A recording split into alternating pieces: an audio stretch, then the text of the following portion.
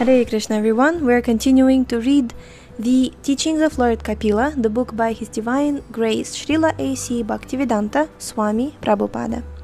Chapter 10, Spiritual Attachment and Material Detachment. Continuing.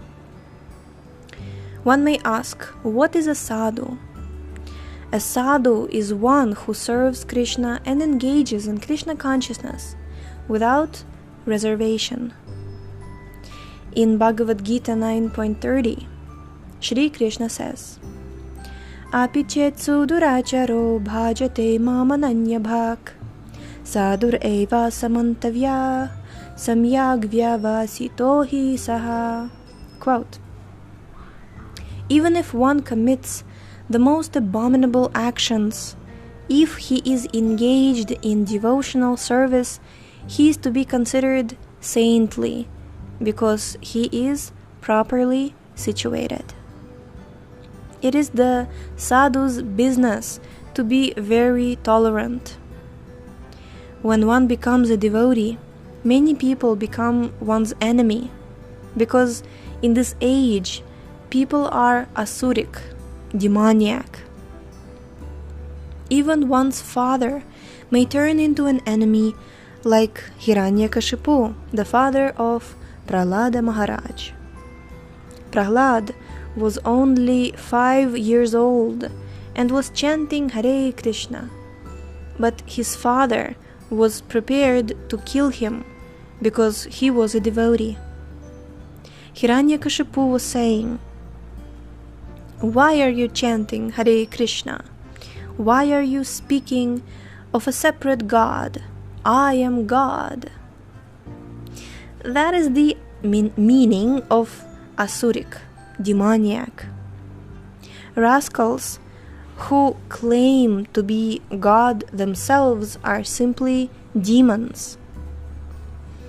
Although Prahlada's father was insisting that he was God, Prahlad Maharaj could not accept this. He simply accepted his father as an asura, and consequently there was a quarrel between them. When Hiranyakashipu asked Prahlad Maharaj, what is the best thing you have learned from your teachers? Prahlada replied, O best of the asuras, as far as I am concerned, because we have accepted this material body, we have to accept death.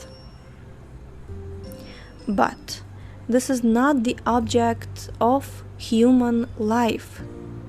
Human life is meant for moksha, liberation. Unquote. Unfortunately, foolish people do not understand this. Krishna says, Mrityu sarva haraschaham. Quote, I am death, and I will take away everything you possess. Unquote. Bhagavad Gita 10.34. Hiranyakashipu was such a powerful demon that even the demigods were afraid of him. But Krishna took everything away in a second. Hiranyakashipu was looking for security, and he was thinking, quote, I will not die in this way, and I will not die in that way. But he did not think that he would be killed by the Lord in the form of Nrisimha. However intelligent we may be, and however much we may try to cheat Krishna, Krishna is always more intelligent.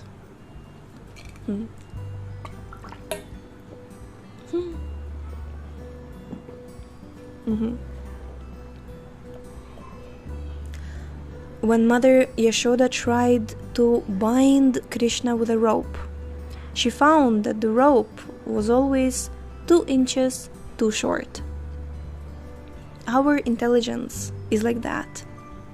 We want to cheat Krishna, we want to cheat God and surpass him, but this is not possible. People think themselves very advanced in knowledge, but actually due to their pride, their knowledge is taken away by Maya. Krishna actually takes the knowledge away from the atheistic, demoniac people like Hiranyakashipu.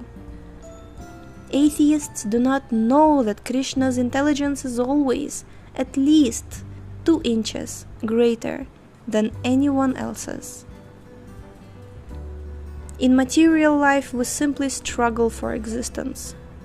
We want to exist, and we do not want to die.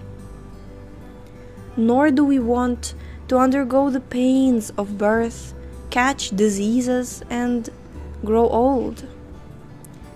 There are so many miseries in material life that we do not want, but they are forced upon us. Unfortunately, we are not intelligent enough to make a solution to all these problems. We should be inquiring, like Sanatana Goswami, about how to put an end to all of them. Instead, we are working in such a way that we have to accept another material body. We are experiencing the difficulties arising from this material body, but we are not working in a way to become free. This Krishna consciousness movement is giving information on how to become liberated. Those who are Mahatmas are always engaged in chanting Hare Krishna, Krishna Krishna, Hare Hare, Hare Rama, Rama Rama, Hare Hare. Bhajan is the chanting of Hare Krishna. If we serve a Mahatma like Haridasa Thakur, who was always engaged in chanting Hare Krishna, our path of liberation is opened. However, if we associate with materialistic people who are simply mad for sense gratification, we take the way of darkness. Tamo dvaram yoshitam sangi sangam. The Vedas enjoin that we do not remain in darkness, but that we go to the light. We have accepted a body, but we will not be allowed to remain in that body permanently. We will have to give it up and accept another, and then another, and another. What is this business? What is this business? The material world is in such darkness, and people are taking on one body after another. The Krishna consciousness movement is therefore here to give enlightenment and liberation. And it is offering not only the simplest process of chanting Hare Krishna, but also the most sublime philosophy. Okay, chapter 11, The Symptoms of a Sadhu, text 21. Titikshava karunika suhrida sarvadehinam ajata shatravah shanta sadhavah sadhubhushanaha. Translation. The symptoms of a sadhu are that he is tolerant, merciful, and friendly to all living entities. He has no enemies. He is peaceful.